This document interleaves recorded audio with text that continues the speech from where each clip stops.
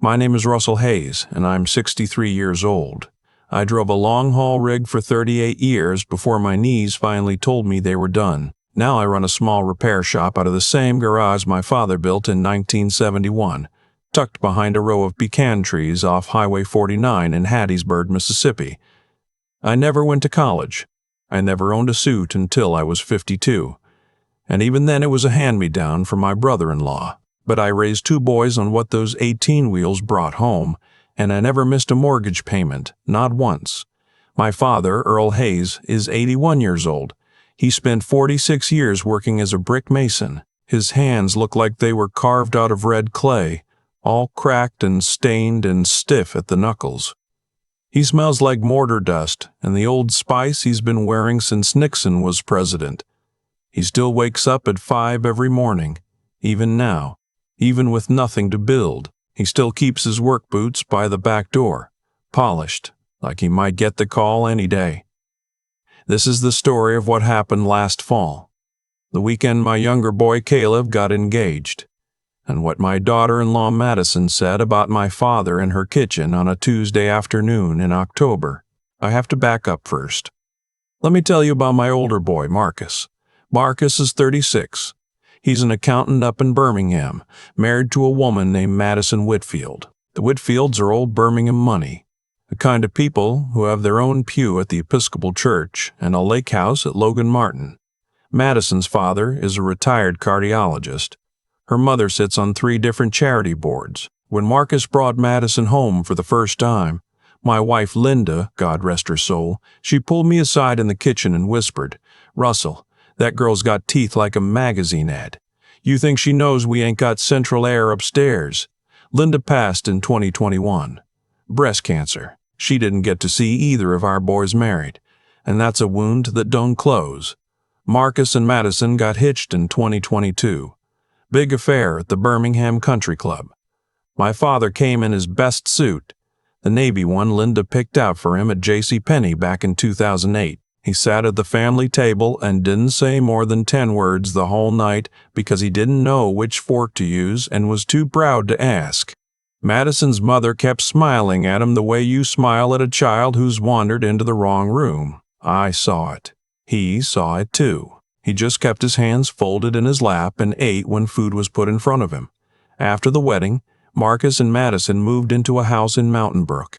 4 bedrooms, 3 baths, a pool. Caleb stayed down here in Hattiesburg, working as a paramedic, living in a 1-bedroom apartment above a flower shop. Different sons, different paths. I never pushed either of them to be anything but honest. Now here's where it starts. Last September, Caleb called me one evening while I was out on the porch. He was nervous, I could hear it in his voice. "Dad, I'm going to ask Hannah to marry me." Hannah's a sweet girl. She teaches 2nd grade at the elementary school. Her people are from Laurel. 3 generations of Baptists. Salt of the earth folks. I'd already told Caleb I'd give him my grandmother's ring whenever he was ready. He said he was ready. He said he was ready. He wanted to have an engagement dinner first. Something small. Just family. Both sides. Bring everyone together before the proposal so it didn't feel like an ambush. "Where you want to do it?" I asked him. Marcus offered to host it at his place. Caleb said, "He's flying us all up to Birmingham. He's paying for everything." I thought that was generous. I told him so. I said I'd drive up the day before and take my father with me. My father loves a road trip. Just him and me and a thermos of coffee and the radio playing whatever AM gospel station we can find between here and Tuscaloosa. He'd been talking about it all week, telling his buddies down at the hardware store that he was going to see his grandbabies get a proper sit-down dinner. The dinner was scheduled for a Saturday in October. The Tuesday before, I got a phone call. It was Madison. "Russell, hi, it's Madison." "Russell, hi, it's Madison. Listen, I need to talk to you about something, and I want you to know I'm only saying this because I love this family." When somebody starts a sentence like that, you better hold on to something. "It's about Earl," she said. "It's about your father." I waited. "Russell, we've been thinking, and we just don't think it's a good idea for him to come Saturday. The Whitfields are coming in from Mountain Brook. My Aunt Eleanor is flying in from Charleston. These are very particular people, Russell. And Earl, bless his heart, he just doesn't fit in that environment. He doesn't know how to behave in those settings. And the smell, Russell. I have to be honest with you. Last time he was here, my couch smelled like a construction site for 3 days. The girls were laughing about it. I had to throw out a throw pillow. It's just not the kind of dinner where someone like him is going to be comfortable, or where anyone else is going to be comfortable around him. Marcus agrees. We talked about it. We just think it would be better for everyone if he stayed home. I didn't say anything for a long minute. I was standing in my kitchen looking out the window at the bird feeder my father built me for Father's Day 8 years ago. He carved my initials into the post. R.H., 3 little letters in oak. Madison, I said, you're telling me my father is uninvited. I'm telling you this is a sensitive occasion and we have to think about everyone's comfort. And what did Caleb say about this? There was a pause. Caleb doesn't know yet. Marcus and I thought it would be better coming from you. You can just tell Earl something came up. He won't know the difference. He's 81, Russell. He probably wouldn't even enjoy it. I closed my eyes. I could feel my pulse in my temples the way it used to feel back when I was hauling chemicals through the Smokies and an ice storm and the rig started to slide. I understand, I said. Oh, Russell, thank you. I knew you would. This is why I called you and not Marcus, because I knew you'd be reasonable. I understand, Madison. Y'all have a real fine dinner Saturday. I hung up the phone. I stood there for a while. Then I walked out to the garage. My father wasn't there. He was up at the house, probably watching reruns of Gunsmoke. But the garage was where I needed to be. 40 years of tools hanging on pegboard, the smell of motor oil and old cardboard and the faint sweet scent of the cherry tobacco my father used to pack into his pipe back when Linda would still let him smoke indoors. There's a workbench against the back wall that my father and I built together in 1989 when I was getting started on my first big restoration project. A '68 Mustang Fastback. He drew the plans on a paper plate. We cut the lumber out in the yard with a circular saw he'd borrowed from his cousin Roy. That bench has held the engine block of every car I've ever loved. I stood there and I thought about a lot of things. I thought about the winter I was 9 years old, when my mother got sick with pneumonia and we couldn't afford the medicine. My father worked a double shift laying brick at a school construction site, then drove 22 miles to a poultry plant and worked the overnight cleaning crew. He did that for 2 weeks. He came home one morning, walked in the back door, set the bottle of antibiotics on the counter, and fell asleep sitting up at the kitchen table with his boots still on. He didn't even take his coat off. I remember his hands were so cold and so chapped, they were bleeding at the knuckles, and he didn't even feel it. I thought about the time I rolled my pickup truck on Highway 11 when I was 17. Drunk. Stupid. Lucky to be alive. The sheriff called my father at 4 a.m. He drove out there in his work clothes, didn't yell at me, didn't hit me, just looked at me with this exhausted sadness and said, "Son, I'd rather lose every brick I ever laid than lose you." That's all he said. He paid the towing bill out of his own pocket because I'd spent my paycheck on the beer. I thought about the day Linda was diagnosed. My father came to the house at 6 a.m. the next day with 2 thermoses of coffee and sat with me on this same porch for 4 hours without saying a word, because there were no words and he knew it. I thought about my mother's funeral in 2014. My father stood by her grave for 3 hours after everyone left. He wouldn't get in the car. He just stood there with his hat in his hands and the wind kicking up red dust off the cemetery road. When I finally went out to him, he said, "I just wanted to keep her company a little longer, Russell. She didn't like to be alone. That's the man Madison didn't want at her table because her aunt was coming in from Charleston." I went back inside the house. I called Caleb. "Dad, what's wrong?" "Nothing, son. I need to ask you a question, and I need you to tell me the truth. Did you know Madison called me this afternoon and told me your grandfather wasn't welcome at the dinner Saturday? The line was silent for so long I thought we'd been cut off. She what?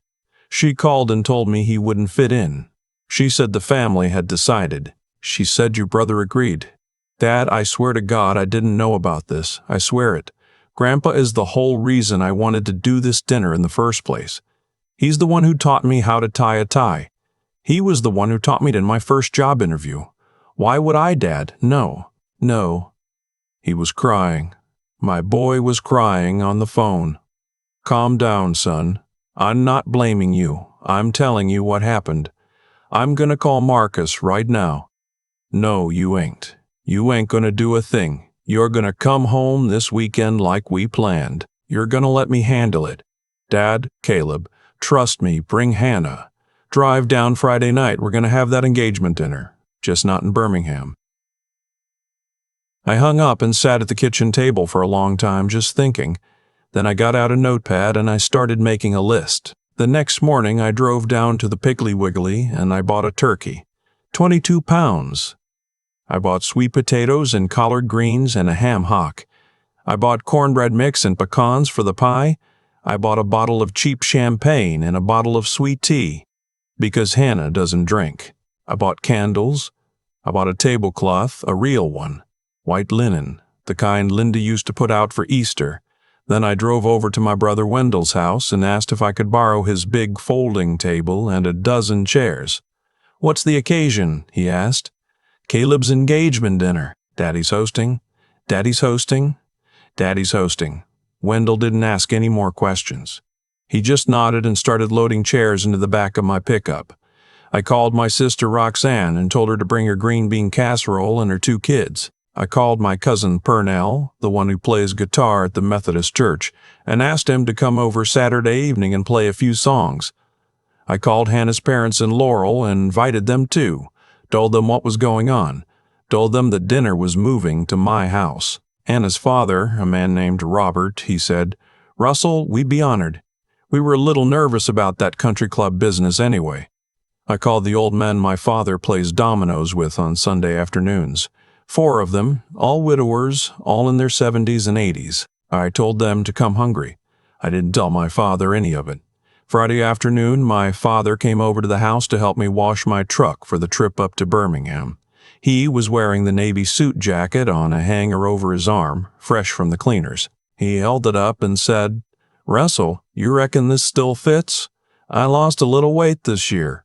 I said, "Daddy, sit down. I need to talk to you." We sat on the porch. The sun was going down through the pecan trees. The cicadas were starting up.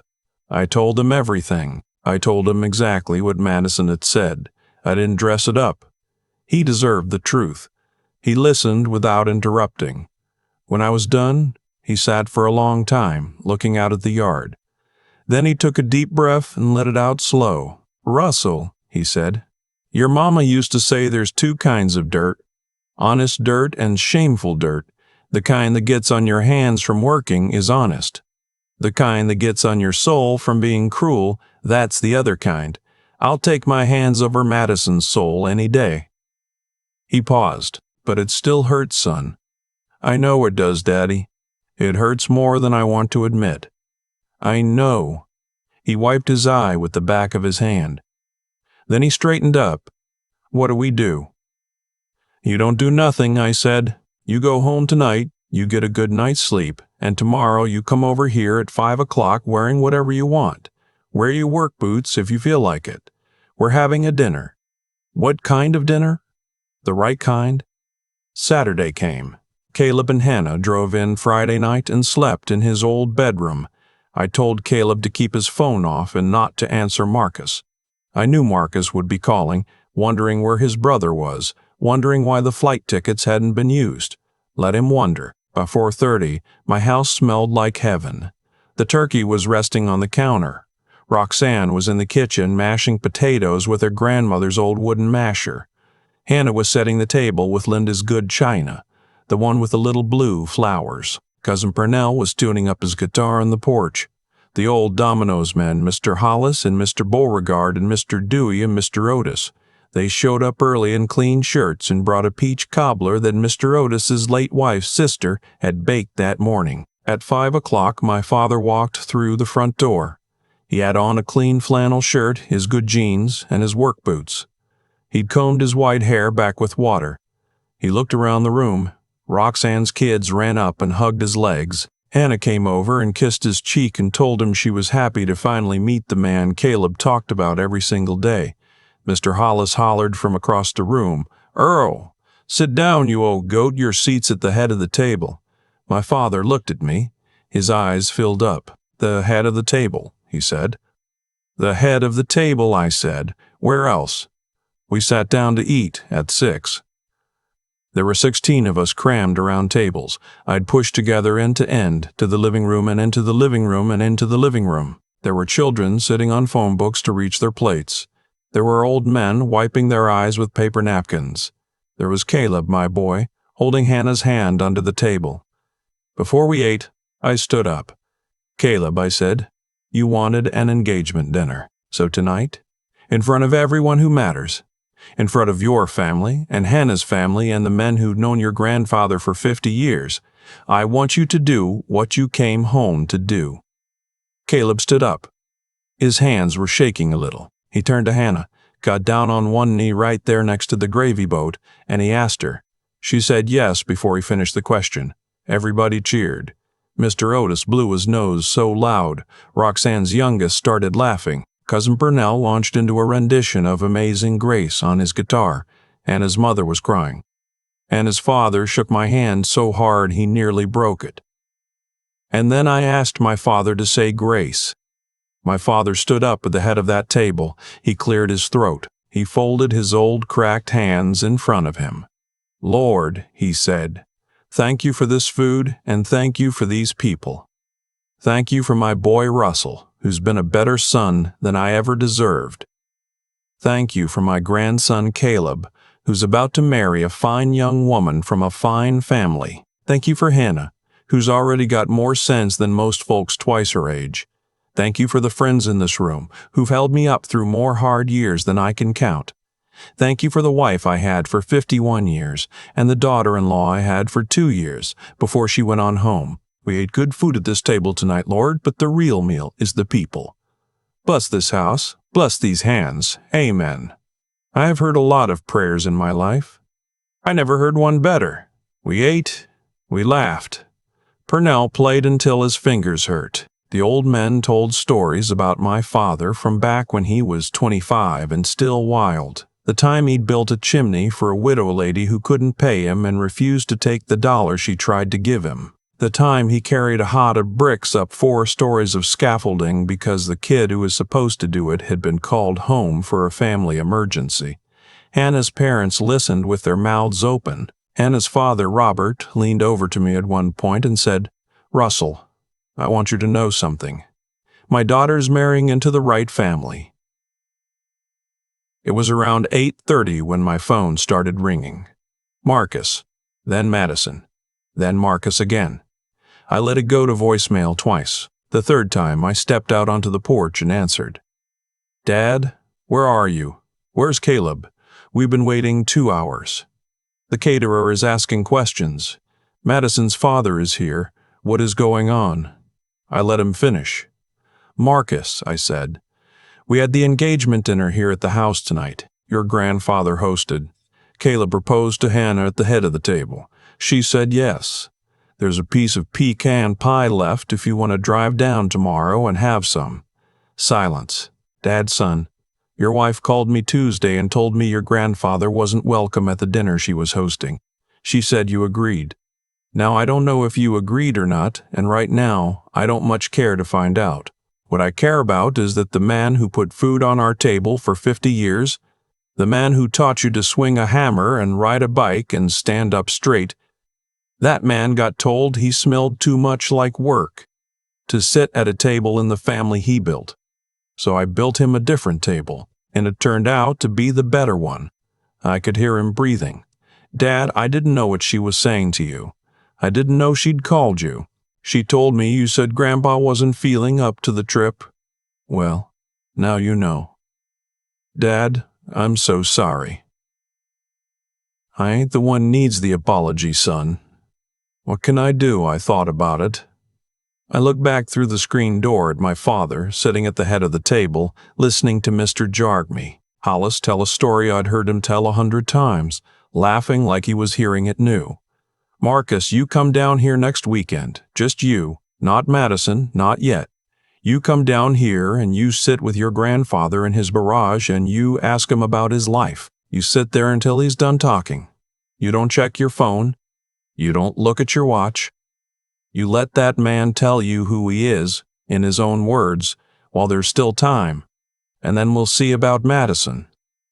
"Yes, sir." "And son?" "Yes, sir." "You raise your wife better, or she's going to keep losing people who matter." I hung up. I went back inside. Hannah had brought out the pies. My father was holding Roxanne's youngest on his lap, letting the boy steal whipped cream off the top of his slice. Caleb caught my eye across the table and mouthed, "Thank you." I just nodded. Later that night, after everyone had gone home and Caleb and Hannah had drifted off to bed, I sat on the porch with my father. We had 2 glasses of bourbon between us, although neither of us was drinking much. The cicadas were back at it. There was a low fog settling in the yard. "Russell," he said. "Yeah, Daddy." "I want you to know something. I've been thinking about it all night. I never wanted to be the kind of grandfather that anybody had to apologize for. I never wanted to be a burden. I've been worrying about that for years, ever since your mama passed, and I started getting forgetful, just slow. Daddy, you ain't never been a burden." Let me finish. What I want to say is, I always thought the worst thing that could happen to me was to outlive my usefulness. I thought when the day came that I couldn't lay brick anymore, I'd be done. Just a leftover. And tonight, sitting at that table, I figured out something.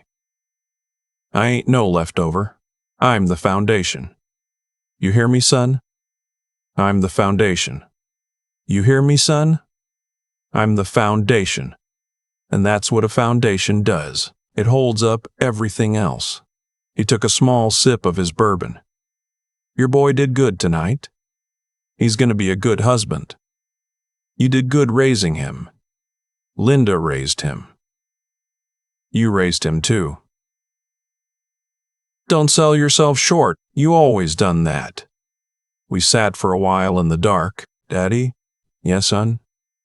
"I'm sorry it took me 63 years to throw you a proper dinner." He laughed. It was a real laugh deep from his chest. "Russell, every meal I ever ate at your mama's table was a proper dinner. Every cup of coffee in your kitchen has been a proper dinner. You've been feeding me my whole life, son. Tonight was just the one where everybody else got to see it." He reached over and squeezed my hand. His grip was still strong, those old cracked mason's hands. "Now let's go to bed. I'm an old man and these old bones are tired." I helped him up the steps. He didn't really need the help. He just let me give it. In the months since that night, a lot has changed. Caleb and Hannah set the wedding date for next May. They're getting married at my father's church in Hattiesburg, the little white one off Old Highway 11. Caleb wants his grandfather to walk him down the aisle alongside me. My father practices in the living room sometimes, walking slow with his hand on an imaginary shoulder, his eyes shining like the boy he must have been 75 years ago. Marcus came down the weekend after the dinner, just like I told him. He sat in the garage with my father for 6 hours. He came inside, and his eyes were red. He didn't say much. He just hugged me and went home. Madison and I have not spoken.